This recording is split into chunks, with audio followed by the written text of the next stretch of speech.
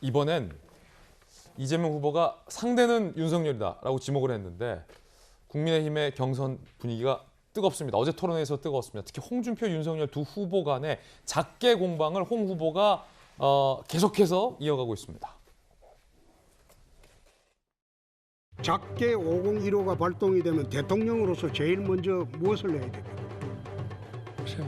한번 좀 설명해 주시죠. 아니 작게 5015 아시냐고 했잖아요. 국가 그 남침이라든가 이런 비상시에 발동되는 저거 아닙니까? 작전계획.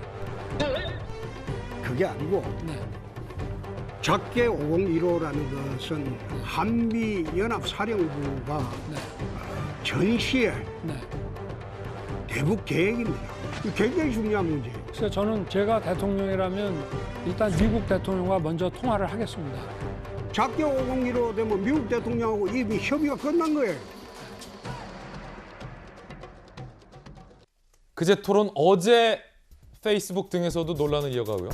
백승주, 윤석열 캠프 엄격한 군사기밀보호법 때문에 현역은 물론 전역자도 작게 뒤에 붙은 숫자 언급 않는다. 미래의 군 통수권자가 되려면 군사기밀이나 지켜라 라고 홍준표 후보에게 일갈을 합니다. 그러자 자기 후보의 무지는 탓하지 않고 캠프가 벌떼처럼 나서서 군사비밀 오문 그냥 조용히 계시라. 떠들면 떠들수록 무지만 더 부각된다라고 신경전 이어가고 있는데 자, 요 문제는 이재명 기자가 좀 잘 알잖아요. 뭐 누구 말이 맞는 겁니까?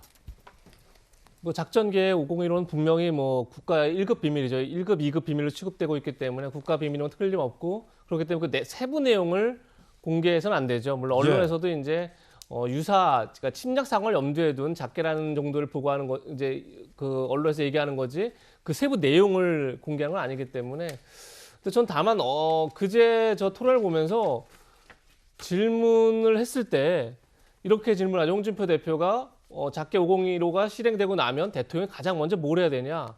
그래서 사실 저는 굉장히 뭐 엄청난 뭐가 있나 작게 내용 속에 뭔가를 공개하나라고 해서 사실 굉장히 유의 있게 봤는데 왜냐면 답은 홍준표 후보의 작심 질문이었고 그렇죠. 이에 대한 홍 후보의 대답은 뭐였습니까? 그렇기 때문에 윤석열 또 총장이 굉장히 당황하는 그런 예. 이제 상황이었고 그렇기 때문에 근데 답은 전쟁을 결심했으면 대국민 발표라는 거다 또 이렇게 표현하더라고요. 홍준표 후보가요. 어떻게 보면 너무 또 당연한 얘기더라고요, 사실은요. 뭐 대국민 발표라는 게 당연히 뭐 전쟁 상황이 왔을 때 뭐 그거 말고 가장 먼저 할 게 없는 거죠. 그래서 뭐 대단히 중요한 논쟁점은 또 아니었다는 생각이 드는데 그렇군요. 저는 이제 여기서 봤던 게 뭐냐면 홍준표 후보가 저 질문한 이유가 있죠.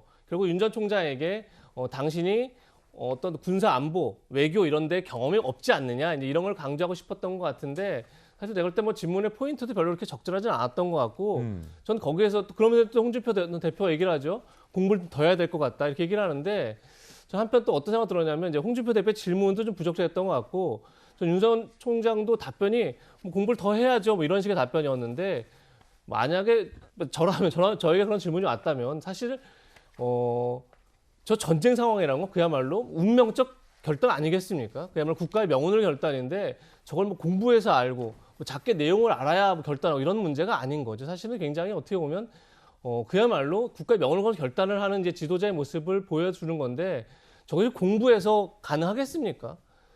공부해서 만약에 저런 결단할 수 있다면 그야말로 시험 봐서 대통령 되는 거죠. 그야말로 본인의 운명을 결단하는 문제를 저렇게 뭐 공부해야 된다. 그걸 아냐 모르냐 이런 차원으로 간다는 자체가 전 별로 부적절하지 않나. 전 질문 자체가 이런 생각이 들었습니다. 예.